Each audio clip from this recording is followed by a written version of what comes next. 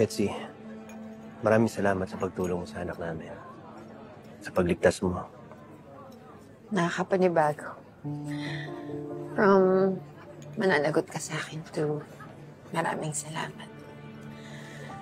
Hindi naman pala kita solid basher at judger. Ano man mabait ka lang sa akin dahil BFF na ulit kami ni Gina. Oo, tatanungin mo. Mas gustuhan na to. Wala tayong pakilamanan. Pero parehas na tayong stuck sa mga asawa natin.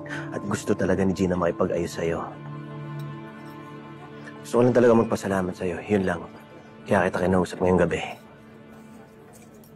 Napaka-formal mo naman. Kulang na lang, bigyan mo ako ng break of appreciation.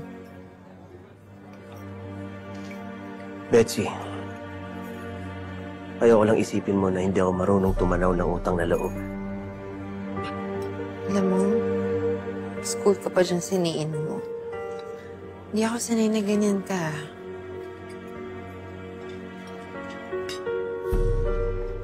Ayoko lang may masabi sa atin ng ibang tao. Baka kung ano pang isipin nila. Bakit? May ginagawa ba tayo? Check-in ba tayo sa motel? Ano naman tayo ginagawa masama ah? Wala. Pero mas mabuti na mag-iingat.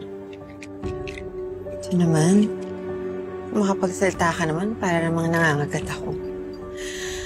Diba, ikaw na nga nagsabi na stuck tayo at nakatira tayo sa isang bahay. Para tayong nasa bahay ni Kuya, Big Brother. Paano yun? Mag-iusan na lang tayo? Hindi ba pwedeng maging friends na rin tayo? Hindi ako naniniwalang dapat pang maging magkaibigan na mag-ex.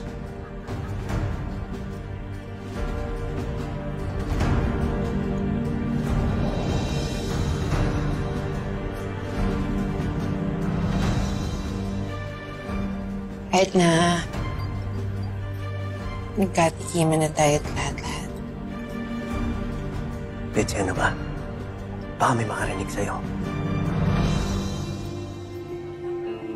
Alam mo, ang cute mo pag namumala ka. Pekto ba yun ang iniinom? Or dahil sa akin? Mauna na ako. Babalik na ako sa Maguinoo. Sandali. Wala ba akong hug?